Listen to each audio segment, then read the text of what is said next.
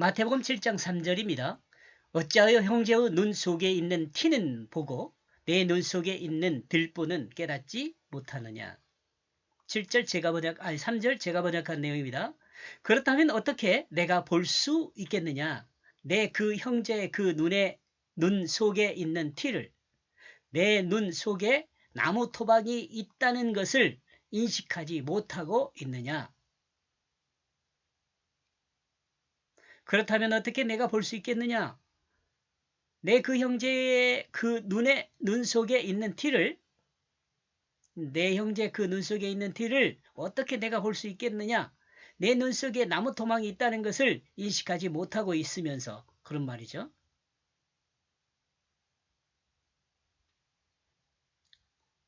눈에 나무 토막이 들어있는 사람은 형제의 눈 속에 티가 들어있는 것을 볼 수 없죠.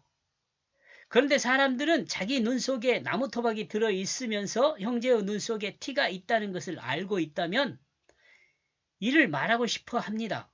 이를 말하고 싶어 해요. 이는 자신의 눈 속에 나무 토막이 있다는 것을 생각지 않기 때문입니다. 이는 볼 수 없는 사람이 볼 수 있다고 주장하는 것과 같아요. 이것이 사람의 잘못된 삶의 방법입니다. 삶의 방법을 이야기합니다. 잘못된 삶의 방법을 이야기하는 거예요. 이 이야기 속에 하나님은 의미를 담아두었습니다. 그리고 이 의미는 앞에서 언급하고 있는 그것과 같이 비판받을 만한 자기 일을 생각지 않고, 비판받을 만한 자기 일은 생각지 않고 다른 사람의 아주 작은 잘못을 비판하는 것에 대한 예로 들어주는 거죠. 예, EX, 예. 여기서 눈으로 일을 설명하는 이유는 자신의 세계관에 큰 문제가 있는 것을 인정하지 않고 다른 사람의 세계관에 작은 문제가 있는 것을 지적하는 것을 설명하기 위함입니다. 다시요. 이는 눈으로 일을 설명하는 이유는 눈으로 이것을 설명하는 이유는 자기 세계관에 큰 문제가 있는 것은 인정하지 않고 다른 사람의 세계관에 작은 문제가 있는 것을 지적하는 것을 설명하기 위함입니다.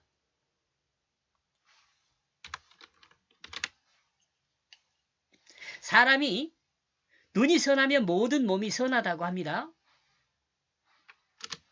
그러므로 사람의 눈에 티, 곧 세계관에 작은 문제가 있으면 결코 그 몸이 선할 수 없음을 드러냅니다.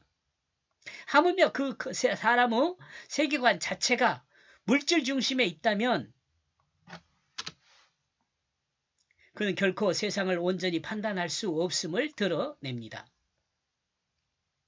사람의 세계관의 가장 큰 문제는 자기 중심의 물질관에 있습니다.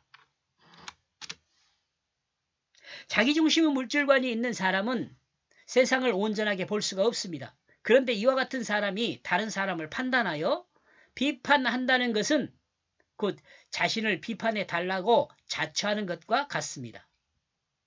이러므로 예수님이 제자들을 부를 때 그 제자들은 자기 그물을 버리고 예수님의 제자가 되었습니다. 예수님의 제자들은 자기 그물을 버리고 예수님의 제자가 됐습니다.